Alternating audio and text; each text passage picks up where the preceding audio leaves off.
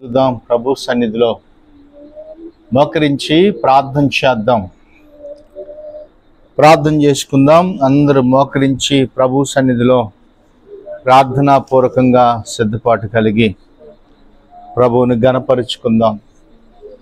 ప్రభువా నీకు వందనాలయ్యా, స్తోత్రాలయ్యని ప్రభువుని మహింపరుచుకుందాం. అందరూ ప్రార్థనాపూర్వకంగా అడుగుదాం. వాక్యము నిమిత్తమై చిన్న ప్రార్థన చేద్దాం. పరిశుద్ధుడైన మా తండ్రి, ప్రేమ నమ్మకము కలిగిన మా యేసు ప్రభువా, నీకు వందనాలు స్తోత్రాలు చెల్లిస్తున్నామయ్యా. ఈరోజునైనా మీరు మా అందరితో మాట్లాడండి. నీవు ప్రకటించమన్న మాటలు ప్రకటించుటకు మమ్మల్ని మీ సిలువ చోటును మరుగుపరచండి. బిడ్డలనైనా ప్రయాసపడి వచ్చి ఉండగా దేవుడు నైనా మీరు ఏ మాటలు మాతో మాట్లాడాలని ఉద్దేశించి ఉన్నారో నీ మాటలు మాత్రమే మేము పలుకున్నట్టుగా మీరు సహాయము చేయండి. వినగలిగిన మనసు, గ్రహించగలిగిన హృదయాన్ని నీ బిడ్డలందరికీ మీరు అనుగ్రహించమని ప్రార్థన చేసుకుంటున్నామయ్యా. వాక్యము చేత మా అందరితో మీరు నడిపించమని తండ్రి, నీ చిత్తానుసారంగా మీరుండి నడిపించమని ప్రార్థనాపూర్వకంగా అడుగుచున్నామయ్యా. ఈరోజునైనా నీ సన్నిధిలోకి వచ్చిన మమ్మల్ని అందరినీ జ్ఞాపకము చేసుకోండి, బలపరచండి అయ్యా. వాక్యము ఎప్పుడునైనా నిరర్ధకము కాదు కదనైనా. భూమి ఆకాశములు గతించును కానీ నా మాటలు ఎంత మాత్రమును గతించనని వాగ్దానము చేశావు. నీ బిడ్డల నీ వాక్కులు కొరకై వేచి ఉండగా పరిశుద్ధాత్మ దేవుడా, నీ బిడ్డలకు కావలసిన వర్తమానం మీరు అందించమని ప్రార్థన చేస్తున్నామయ్యా. నీ బిడ్డలకు ఏ వర్తమానం అవసరమో ఆ మాటలే మీరు మాట్లాడమని ప్రార్థన చేస్తున్నాం. ఒట్టివాడు మీ దాసుడు అయా నీ పక్షముగా నిలువబడుచు ఉండగా మీ చేతులకు అప్పగిస్తూ యేసుక్రీస్తు వారి నామములో ప్రార్థన చేసి అడిగి వేడుకుంటున్నాము తండ్రి, ఆమేన్. మన రక్షకుడునైన యేసుక్రీస్తు వారి నామంలో మీ అందరికీ వందనాలు. దేవుని వాక్యములో నుంచి కొన్ని విషయాలని మనం ధ్యానం చేద్దాం. బైబిల్ గ్రంథంలో ప్రభు మనతో కొన్ని విషయాలు మాట్లాడినట్టుగా కొరింథీయులకు రాసిన 2వ పత్రిక బైబిల్లో స్పష్టంగా ప్రభు మనతో మాట్లాడినట్టుగా 5వ అధ్యాయము 2వ కొరింథీయులకు రాసిన పత్రిక 5వ అధ్యాయము 10వ వచనాన్ని ఒకసారి మనం చదువుకున్నాం. ఎందుకనగా 9వ వచనం కూడా చదువునానా. ఆయన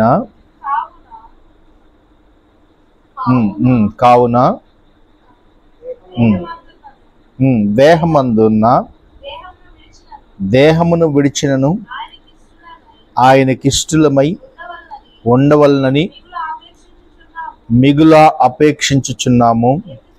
ఎందుకనగా తాను జరిగించిన క్రియల చొప్పున అవి మంచివైనను సరే చెడ్డవైనను సరే దేహముతో జరిగించే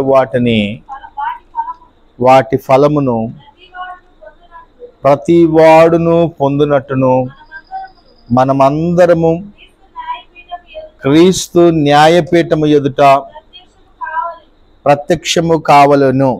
చాలు. ఈ వాక్య లేఖనాన్ని మనతో ప్రభు కొన్ని విషయాలు చెప్తున్నాడు.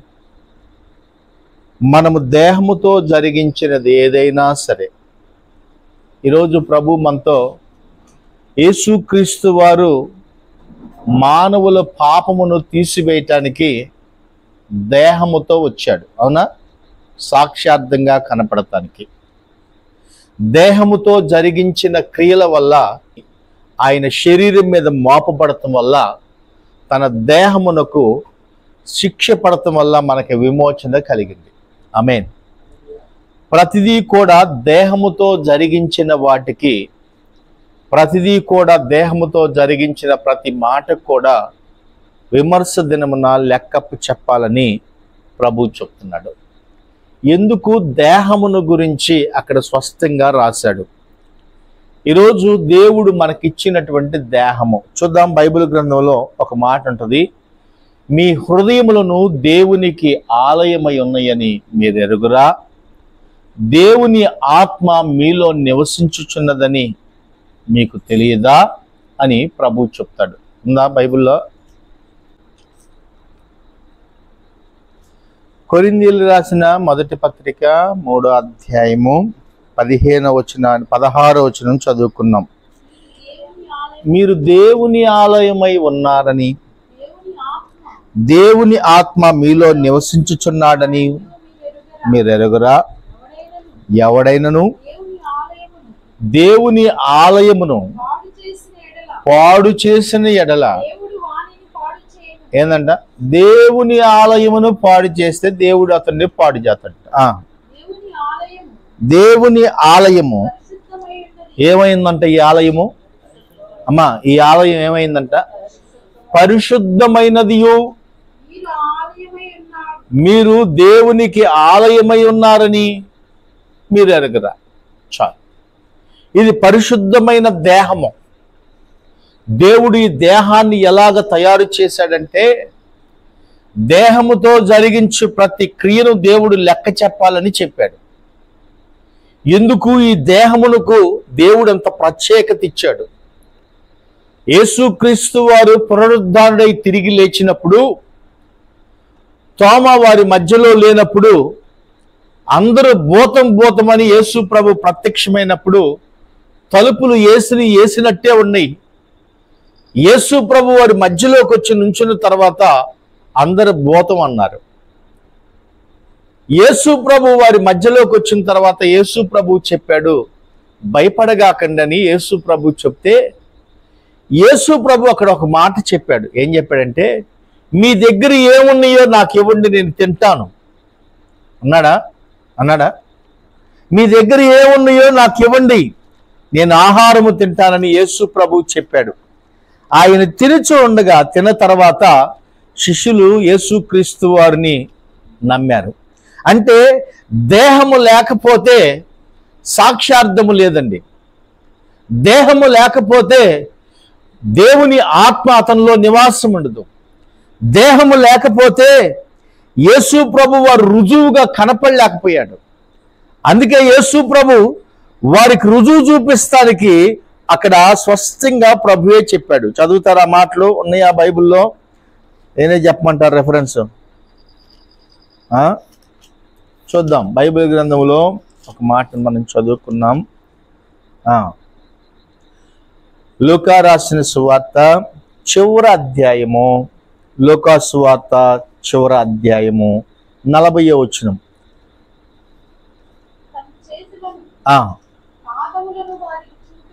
తన చేతులను పాదములను యేసు ప్రభు చూపించాడంట. అయితే వారు సంతోషము చేత ఇతను నమ్మక ఆశ్చర్యపడుచు ఉండగా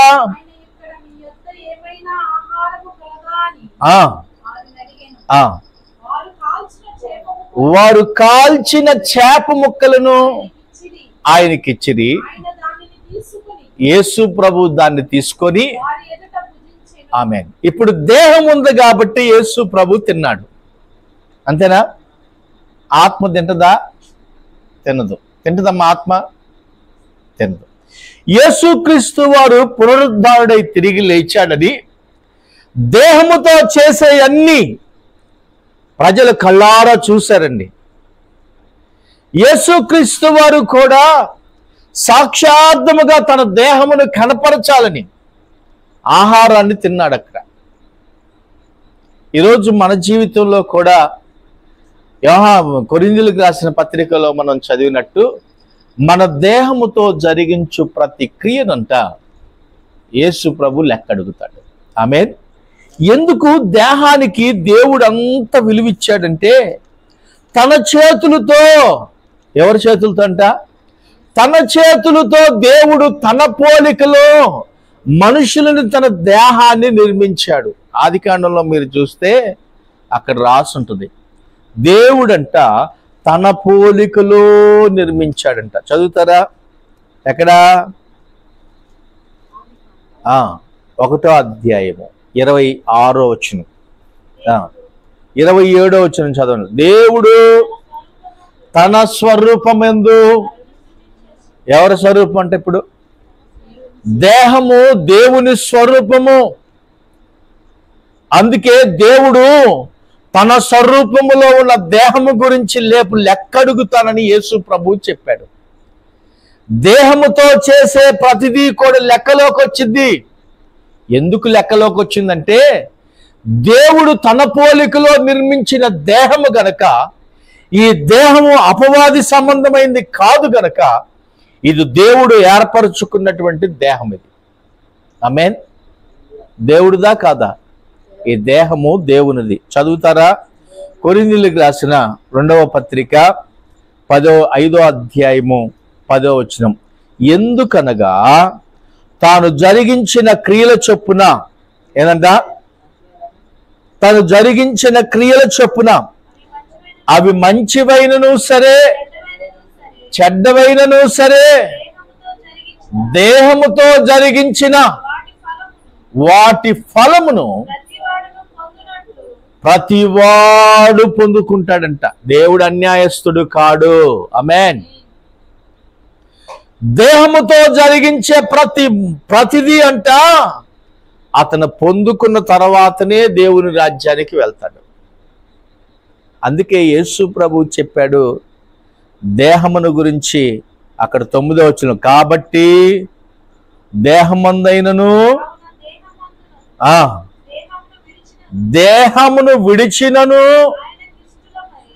దేహమందునైనను, ఒకవేళ దేహాన్ని విడిచినను ఆయనకిష్టులమై ఉండి, ఆయనకిష్టులమై ఉండవల్లని మిగుల ఆపేక్షించుచున్నానని పౌలు చెప్తున్నాడండి.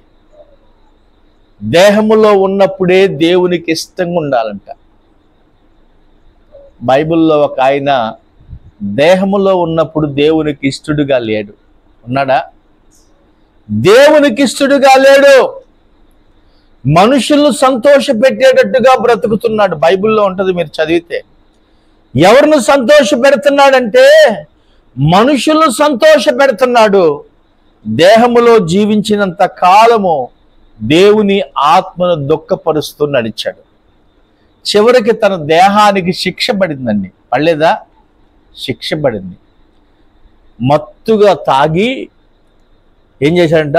మత్తుగా తాగి ఏం చేశాడు? ఎవడు వాడు అని అన్నాడండి. ఎవరిని? దావీదు. ఎవరితను? నాబాలు. నాబాలు మత్తుగా తాగి దావీదు దగ్గర నుంచి వచ్చిన పనివారిని గురించి, దావీదు భోజన పదార్థాలు తెమ్మన్నాడయ్యా నీ దగ్గర అని అడిగితే, నాబాల్ అంటాడు మత్తుగా తాగి, దావీదు ఎవడు? యెషయా కుమారుడు ఎవడు అని దొగరబోతుగా మాట్లాడి ఉన్నాడు. దేహముతో జరిగించాడుగా, క్రియ జరిగిందిగా, దేవుడు విన్నాడుగా. విన్నాడు లేదా? దేహముతో జరిగించబడింది, దేవుడు విన్నాడండి. విన్న దేవుడు ఊరుకుంటాడా? అమ్మా ఊరుకుంటాడా? ఊరుకోలేదు. చిన్న మాటేగా, మాట కూడా దేహంలో నుంచి వచ్చిందే, దానికి కూడా లెక్క కట్టాడు దేవుడు.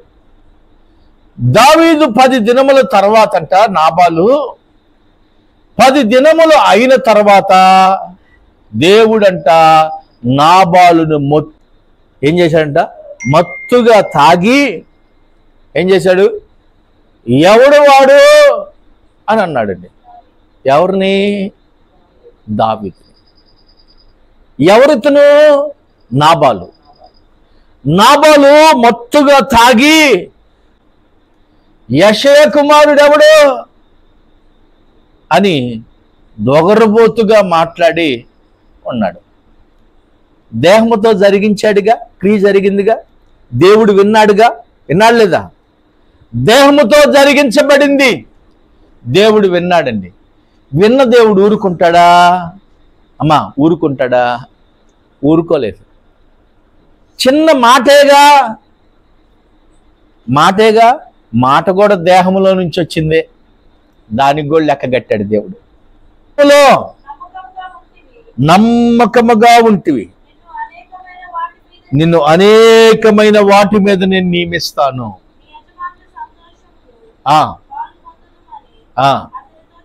చాలు, కింద వచ్చిన కూడా చదువు అదే మాట. 2 తలాంతులు తీసుకున్నాడు.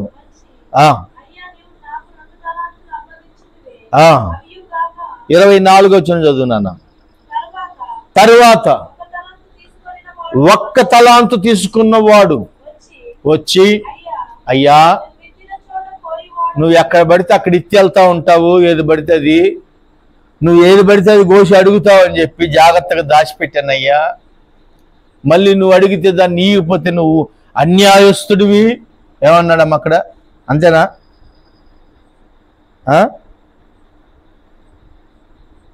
ఏందమ్మా లేదా?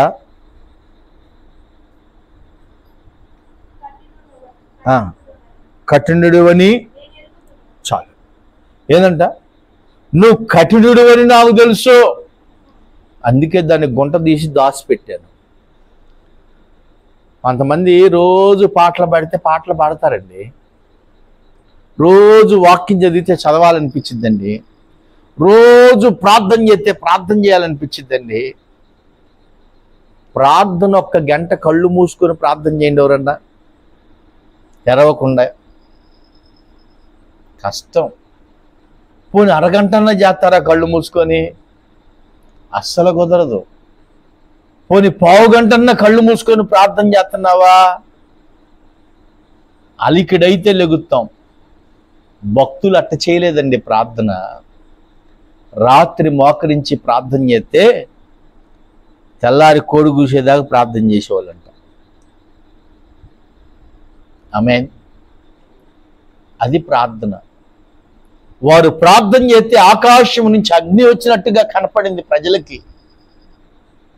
వారు ప్రార్థన చేస్తే ఆకాశంలో మంటలు కనపడ్డాయి ప్రజలకి. ఈరోజు దేవుని వాక్యములో నీవు ప్రార్థన చేస్తే, నీవు ప్రార్థన చేస్తున్నావు కానీ నీ దేహమును అదుపులో లేదు, నీ మాట అదుపులో లేదు, నీ కాలు అదుపులో లేదు, నీ చేతులు నీ అదుపులో లేవు. నీ అదుపులో లేకపోతే అంట దేవుడు రేపు లెక్క. అదుపులో లేదు, దేహం అదుపులో ఉందా? ఉందా? నా దేహం నా దేవుని సన్నిధిలో, నా దేవుని సముఖములో ఉన్నాను, నా దేవుడు చెప్పినట్టే ఈ దేహం వింటుంది అని చెప్పగలుగుతావా? చెప్తావా నీ దేహం గురించి? నా దేవుడికి నచ్చినట్టుగా ఈ దేహం నడవాలి, నా దేవుడికి నచ్చినట్టుగా రేపు నన్ను లెక్క అడుగుతాడు. రేపు న్యాయమైన సింహాసనం ఎదుట నేను వెళ్ళినప్పుడు నా దేహముతో జరిగించిన వాటికి రేపు లెక్కపు చెప్పాలి. అవి మంచివైనా సరే, చెడ్డదైనా సరే, దేహముతో జరిగించిన వాటికి క్రియలు ఉంటాయి, మాటల్లో జరిగించిన వాటికి మాటలు ఉంటాయి. కొన్ని మాటలు మొతక మాటలు, పిచ్చి మాటలు, ఎగస్ట్రా మాటలు. దేవుడు వాక్యం చెప్తుంది, కొన్ని మాటలు ఉంటాయి. బైబిల్లో దేవుడు మాటలు మీరుతున్నారు. బైబిల్లో రాసింది, మీరు స్పష్టంగా చదివితే, బైబిల్లో ఉంది, మీరు స్పష్టంగా చదివితే దేవుడు ఎప్పుడు మౌనంగా ఉన్నాడా, మాట్లాడాడు ఎక్కువగా? యేసు ప్రభు మౌనంగా ఉన్నాడా, గలిబిలిగా మాట్లాడతాడా? పిలాతు యేసు ప్రభువుని పరీక్షిస్తున్నాడండి. అందరూ యేసు ప్రభు మీద నెపంలో మోపుతున్నారు. పిలాతు దగ్గర యేసుక్రీస్తు వారు మౌనంగా నిల్చున్నాడు. అంతే. ఈయన అధికారా కాదా చెప్పాలి? యేసు ప్రభు అధికారా కాదా? ఇంతమంది నీ మీద నెపములు మోపుతున్నారే, నువ్వు ఒక్క మాట కూడా మాట్లాడేవేందయ్యా అని యేసు ప్రభుని అడుగుతున్నాడు. సరే, అందరూ అంటున్నారు నువ్వు రాజు అంటున్నారు, నీవు రాజువేనా అని యేసు ప్రభుని అడిగితే, నీవన్నట్టే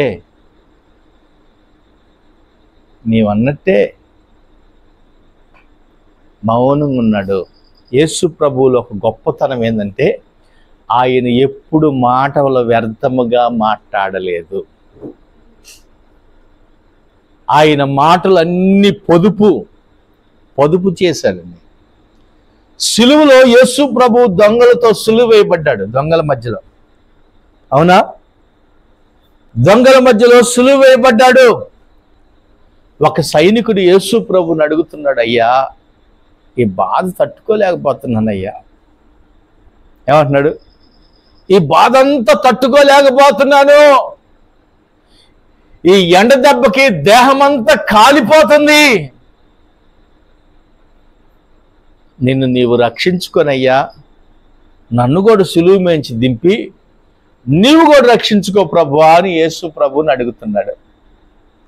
ఇప్పుడు ఆయన తృణీకరిస్తున్నాడా లేకపోతే బాధతో చెప్పుకుంటున్నాడా? అమ్మా, బాధతో చెప్తున్నాడా, తృణీకరించి మాట్లాడుతున్నాడా, లేకపోతే నువ్వు దేవుడు అని ఎగతాళి చేస్తున్నాడా? ఏ రకంగా అనుకోవాలి ఇప్పుడు మనం?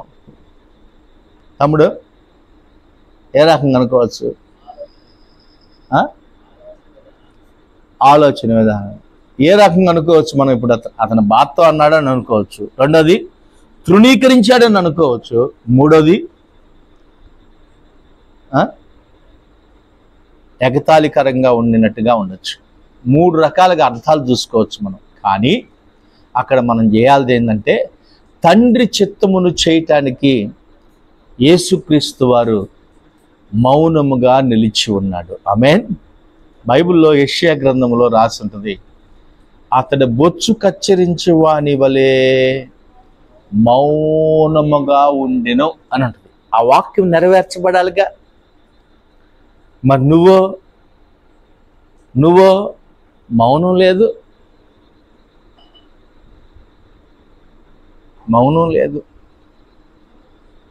తాళం లేదు. ఏమన్నా ఇంటికి తాళం అయిపోతే ఏమైంది?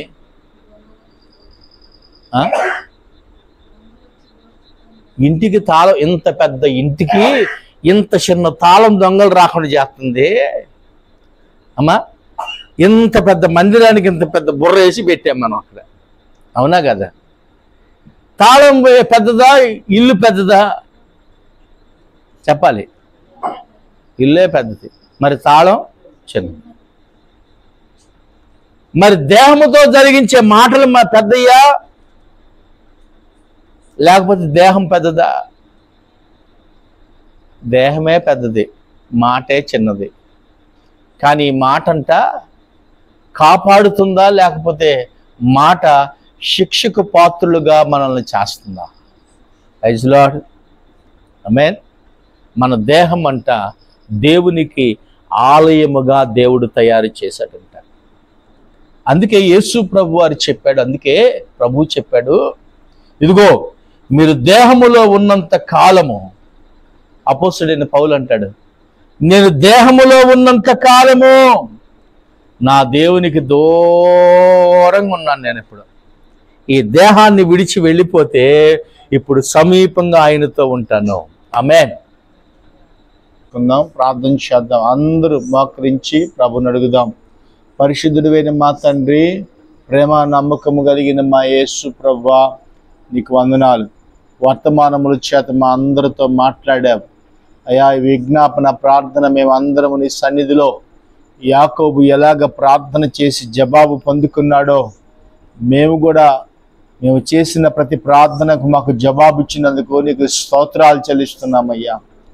ఇదిగో మరలా నిన్ను స్తుతించినట్టుగా ఏకునే లేచి మెలకు కలిగిన ఆత్మ మా అందరికీ మీరు అనుగ్రహించండి అయ్యా. ఈ రాత్రికాల సమయంలో నీ బిడ్డల తోడుకొని వచ్చినందుకు నీకు స్తోత్రాలయ్యా. మరలా తిరిగి ప్రయాణమై వెళ్ళాలి. బిడ్డలు క్షేమంగా ఉంచండి. ప్రతి అవసరాలను మీరు తీర్చమని ప్రార్థన చేసుకుంటున్నాం. ఇంతవరకు మీరు మా ప్రార్థనలు ఆలకించినందుకు నీకు కృతజ్ఞతాస్తుతులు చెల్లిస్తూ యేసుక్రీస్తు వారి నామములో ప్రార్థన చేసి అడిగి వేడుకుంటున్నాము తండ్రి. ఆమీన్.